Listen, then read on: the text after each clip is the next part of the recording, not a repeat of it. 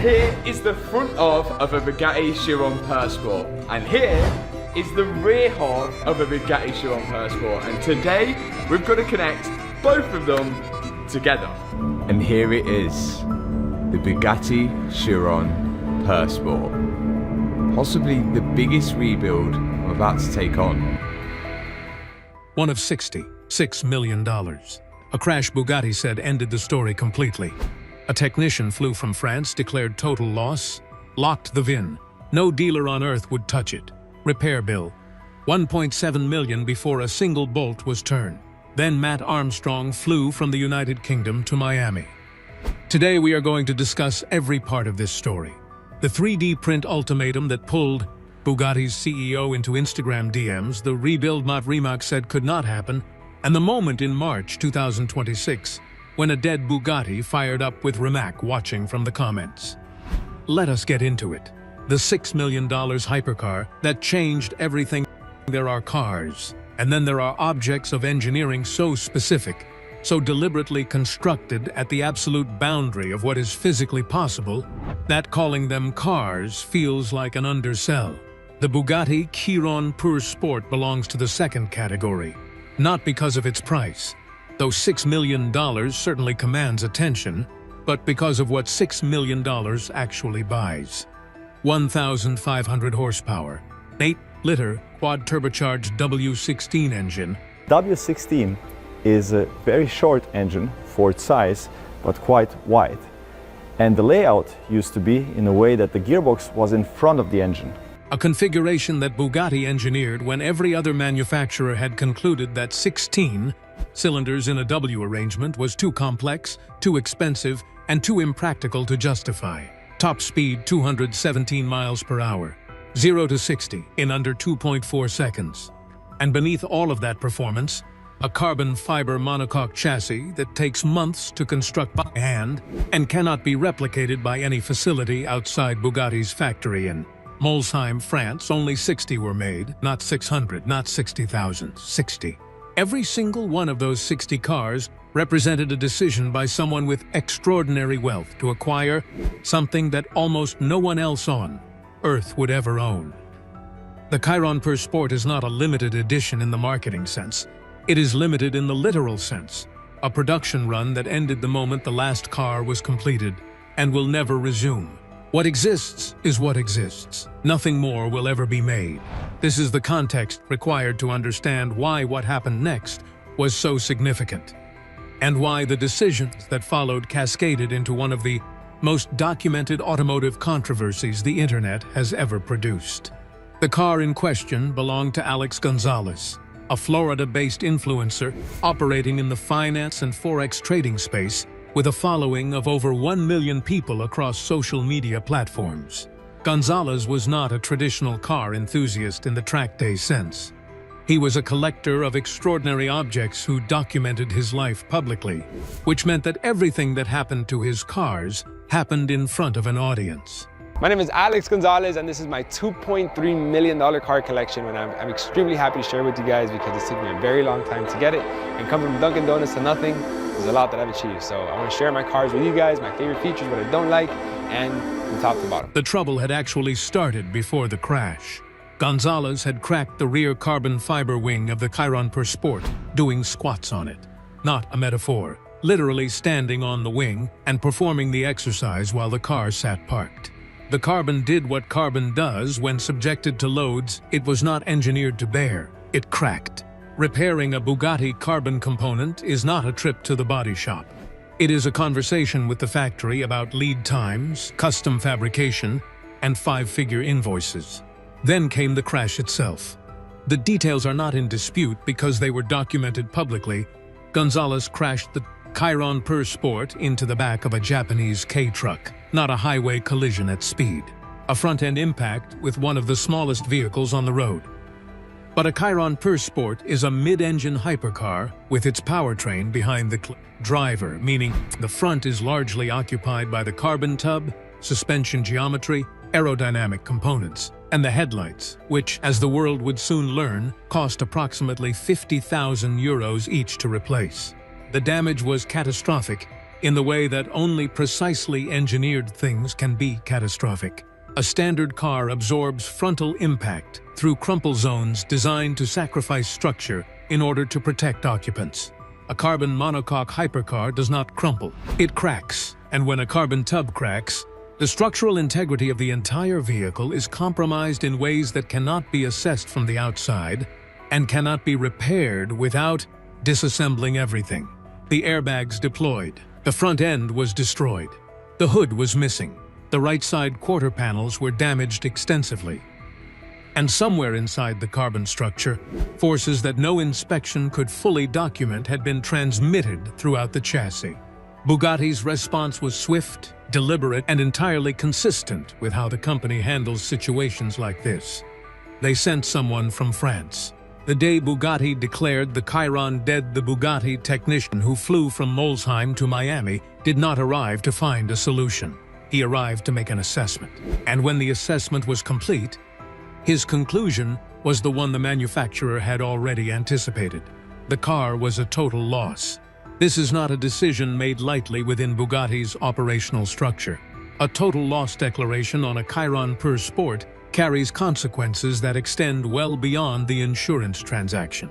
It means the vehicle's VIN, the vehicle identification number that links every part, every service record, and every authorized transaction to a specific chassis is flagged in Bugatti's global system. And once a VIN is flagged, no authorized Bugatti dealer anywhere in the world can process a parts order for that car. Not in Miami, not in London, not in Dubai, not in Tokyo. The lockout is global, total, and immediate. The reasoning behind this policy exists and is defensible. A Chiron Pur Sport is built around a carbon fiber monocoque. Carbon fibre is around 45% lighter than aluminium, 80% lighter than steel, so it allows us to produce really lightweight structures. A single integrated structural shell that forms the safety cell for the driver and passenger. This monocoque is engineered to meet specific crash safety standards, and once it has been compromised in a significant impact, Bugatti's position is that the structural integrity of the entire vehicle is unknown. Repairing a cracked carbon tub without factory-level precision, tooling, and materials introduces safety risks that no manufacturer wants associated with their name, or more importantly, with the person who will eventually sit in the driver's seat. So Bugatti locked the VIN. The car was given a salvage title. It appeared on Copart, the salvage auction platform where insurance write-offs go to the highest bidder, and the cost to restore it through official channels became clear. $1.7 million in parts alone. Not labor, not transport to France, not factory time in Molsheim. Just the components required to bring a structurally compromised Chiron Pur Sport back to a condition where Bugatti would even consider looking at it. For context, $1.7 million is what some people spend on their first Lamborghini. The math was not subtle. The message was clear. Bugatti had effectively said, "This car is finished." The cost of official restoration made private repair economically irrational, and the blacklisted VIN made unofficial repair impossible through any authorized parts channel. And then Alex Gonzalez bought the car back from Copart. The decision was deliberate. Gonzalez understood exactly what he was purchasing: a wrecked hypercar that the manufacturer had declared dead, with a repair pathway specifically designed to be impassable. He understood that the VIN lock meant he could not order a new front bumper, headlights, hood, or any of the dozens of components the crash had destroyed through official channels. He understood that what he was holding was, in Bugatti's official view, a machine that would never run again. He posted about it publicly. He documented the damage publicly. And he made very clear to his audience, and to anyone at Bugatti who happened to be watching, that he intended to rebuild it. Then he found out what the headlights alone would cost. Numbers circulating online suggested figures approaching $174,000 per set. It is worth noting, because Bugatti CEO Mate Rimac would later clarify publicly that the actual cost is closer to €50,000 per set. Still an extraordinary number, but meaningfully different from what had entered popular circulation. The R&D costs for components like headlights, Rimac explained, are spread across a production run of approximately 500 vehicles. When 500 cars bear the development cost of components requiring tens of millions of euros to engineer and homologate, the per-unit price reflects that mathematics. But 50,000 euros per headlight, across a car needing dozens of components replaced, still produced a repair bill operating in a different financial universe from any conventional restoration project. Gonzalez was not deterred. He was angry. And when Alex Gonzalez is angry in public... You know, I've been a follower of Bugatti. I've been a brand representative of Bugatti for a very long time. I'm always wearing the hat, Bugatti fucking hoodie, but no longer, all right? 1 million followers watch what happens next. From Blacklisted to unlock the Instagram post that changed everything was not carefully worded. It was not corporate. It was not diplomatic. It was the kind of statement a person makes when they have run out of patience with a system designed to prevent them from doing something they believe they have every right to do. The message was simple. Bugatti had 24 hours to unlock the VIN and restore his ability to source parts through official channels. If that did not happen, Alex Gonzalez would 3D print every component he needed himself. The post went viral within hours. The automotive community's response ranged from fascination to outright disbelief. Not because the idea of 3D printing parts was inherently absurd, but because the car in question was a Bugatti Chiron Pure Sport, one of 60. A machine built to 1,500 horsepower around a carbon monocoque that requires months of hand construction in a dedicated factory. The gap between printing parts and those parts being safe in a 1,500 horsepower hypercar is a gap most engineers would not want to stand in. But the threat was not purely technical, it was psychological. And in that dimension it worked. What Gonzalez understood, and what Bugatti's communications team presumably understood within minutes, was that the threat did not need to be technically viable in every respect to be effective. The story of a man 3D printing parts for a blacklisted Bugatti, published in real time to 1 million followers, was a story that every automotive publication on the planet would cover. It positioned one of the world's most prestigious manufacturers as the obstacle standing between a collector and his property. It was a story Bugatti had a very specific interest in getting ahead of. They had 24 hours. Within that window, Bugatti CEO Matt Remiak sent Alex Gonzalez a direct message on Instagram. Let that sit for a moment. The chief executive of Bugatti Rimac, the man overseeing one of the most exclusive automotive brands in the world, responsible for a company whose waiting lists run to years, and whose customers include heads of state, celebrities, and billionaires, sent a personal DM to a Florida influencer who had just threatened to 3D print his way around the manufacturer's blacklist. Rimac has a reputation for accessibility unusual among executives at his level. He has given rides to fans, engaged with critics on social media, and addressed technical misconceptions personally, rather than through PR intermediaries. But this was something different. This was the CEO inserting himself directly into a customer dispute that had been intentionally escalated into a public spectacle. What emerged publicly was Gonzalez's subsequent post confirming that the car's VIN had been unlocked and that further discussions with Rimac were planned to determine a path toward an approved repair. The blacklist, at least in principle, had been lifted, and yet the situation remained complicated. Gonzalez had the unblacklisted VIN. He also had a car that needed $1.7 million in parts. A manufacturer whose official position was that the rebuild remained structurally challenging, and a repair bill that made economic sense only if it bypassed official channels entirely, which is where Matt Armstrong entered the story. The British YouTuber had built a career on exactly the kind of project that conventional automotive wisdom said was inadvisable: wrecked BMWs, crashed Lamborghinis, vehicles the industry had decided were beyond economically rational recovery, brought back to running condition through technical skill, creative problem-solving, and a fundamental refusal to accept that the damage in front of him represented a permanent end state. Armstrong heard about the Chiron Pure Sport in October 2025 and flew to Miami to inspect it. Today, we're about to attempt what Bugatti think is impossible. The front end was devastated. The airbags had deployed. The carbon structure had taken forces that would only become fully visible when the car was disassembled. He decided to take on the build.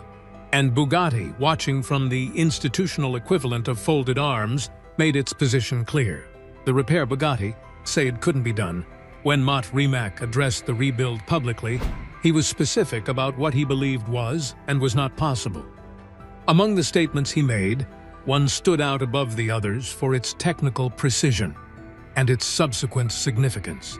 Rimac said that only 2 places in the world were equipped to split the front carbon tub of a Chiron Per Sport from the rear drivetrain frame. 2 on the entire planet. This was not posturing.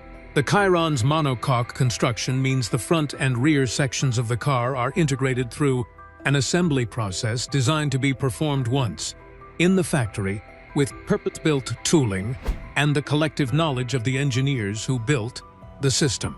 Reversing that process outside of those 2 facilities, according to Bugatti's own assessment, was not a realistic proposition for an independent workshop. Matt Armstrong split the car. He documented the process publicly on YouTube with the specific knowledge that Bugatti and Rimac were aware of what he was doing. And what the split revealed confirmed that the assessment of extreme complexity was well-founded, while proving that extreme complexity was not the same as impossibility. The forces of the crash had done more damage than external inspection had suggested. The engine had been pushed forward within the chassis by the impact, crushing a coolant pipe and deforming the surrounding area. What everyone had hoped were hairline fractures in the transmission mounts turned out to be 2 massive tears. Structural failures of a magnitude that would have compromised the drivetrain's integrity under any significant load. The cast aluminium engine mount support, the component that locates the W16 engine in its precise position relative to the rest of the drivetrain, was broken. This was the moment when a lesser rebuild would have stopped. The engine mount is not a component that can be sourced from a catalog, ordered from a dealer, or substituted with an off-the-shelf alternative. It is a precision-engineered item specific to the Chiron's architecture, built to tolerances that keep a 1,500 horsepower engine positioned exactly where the suspension geometry, drive shaft angles, and cooling systems expect it to be. Any deviation from specification under boost would produce results ranging from poor performance to structural catastrophe. Armstrong's team machined a replacement from a solid aluminium block using CNC technology, not adapted, not approximated, machined to specification from raw material. With the knowledge that if the crank sensors were not in precisely the same position as the original component, the engine might run rough, refuse to start, or fail entirely under load. The solutions that followed were a study in creative engineering under constraint. Audi A3 airbags were sourced, a decision requiring both technical compatibility research and a willingness to accept that a $6 million hypercar would be equipped with safety systems from a family hatchback. Custom radiators were fabricated to replace the originals destroyed in the crash. A company called Valvetronic built a custom exhaust system when original components were unavailable. A pinched coolant overflow pipe, the kind of small but critical failure that can destroy an engine, was repaired with a section of rigid brake hose. Armstrong noted, with the amusement that only genuine proximity to extraordinary engineering can produce, that the accelerator pedal of a $6 million, 1,500 horsepower Bugatti is simply a piece of molded plastic, not billet aluminium, not a machined component. Molded plastic, the same category of material found in economy cars costing 100 times less. The car was rejoined using 14 titanium bolts. The 2 halves that Bugatti had said could only be separated in 2 places on Earth were brought back together in a Miami workshop. Everything that had been disconnected, coolant, fuel, intercooler, ECU, was reconnected. The cooling system, which had been run without coolant at some point in the car's history, was pressurized and checked. It was held. And then the question that the entire rebuild had been building toward finally arrived. The moment Rimac watched it start March 2026, a workshop in Miami. silence for a moment, and then the sound that should not exist. The Bugatti Chiron Pur Sport, a $6 million machine declared structurally finished by its manufacturer, comes back to life. The W16 engine ignites. Not pot uncertainly, fully, cleanly, as if nothing had ever happened. 14 titanium bolts hold together what was once written off, a fractured engine mount rebuilt from raw aluminum, a carbon structure that Bugatti itself said could only be safely separated in 2 places on Earth, reassembled in a private workshop with tools never intended for this level of engineering complexity. And watching it all unfold, quietly in real time, is Mate Rimac, CEO of Bugatti Rimac. That detail changes everything. Because this is no longer just a repair story. It is a collision between 2 definitions of truth in engineering. One defined by institutional safety, factory validation, and global liability. The other defined by hands-on reconstruction, experimental problem-solving, and the belief that total loss is not always final. From Bugatti's perspective, nothing has been disproven. A startup is not validation. A running engine is not structural clearance. Every system, suspension geometry, carbon integrity, thermal stability, braking load exists still in a zone that requires factory-level verification before the car could ever be considered roadworthy again. That position is not emotional, it is structural. A hypercar at this level is not just power and motion. It is controlled violence engineered to remain inside a narrow safety envelope. If that envelope is uncertain, the risk is absolute. But from Armstrong's workshop, and from the audience watching every update unfold in real time, something else is being proven. A car declared impossible was split open outside factory walls. A drivetrain deemed unserviceable was rebuilt. A W16 that was supposed to remain silent started. And that gap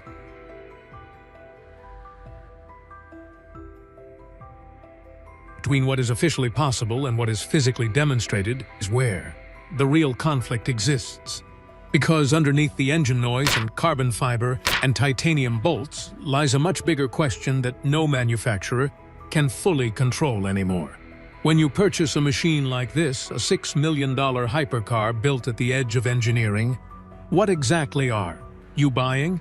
A finished product with strict boundaries of use, or a physical object whose limits can be redefined by anyone with enough skill, time, and determination? Bugatti's answer has always been clear. The system must remain controlled, verified, certified. Anything outside that structure is a risk they cannot endorse. But Armstrong's rebuild and Gonzalez's decision to push forward suggests another interpretation entirely. One where ownership does not end at factory guidelines, where engineering knowledge is no longer exclusive to the manufacturer, and where impossible is not a conclusion, but a challenge. The engine is running, the debate is not, and somewhere in Molsheim, the most exclusive hypercar manufacturer in the world, is watching a machine they declared finished come back to life, outside the system that was supposed to define its limits. So the question remains, if a car can be rebuilt after it has been declared dead, who really decides when something is truly over? If this video gave you chills, that like button is waiting. 1 of 60, declared dead, locked out of every parts channel on Earth. Matt Armstrong flew to Miami, machined a replacement engine mount from scratch, sourced airbags from an Audi A3, rejoined 2 halves with 14 titanium bolts, and fired the W16 while Rimac watched from the comments. Drop a comment. Was Bugatti right to blacklist this car? Or did they have no right to stop the rebuild? Take a side. And if you are not subscribed, the next video covers a hypercar story that makes this one look like a warm-up. Do not miss it.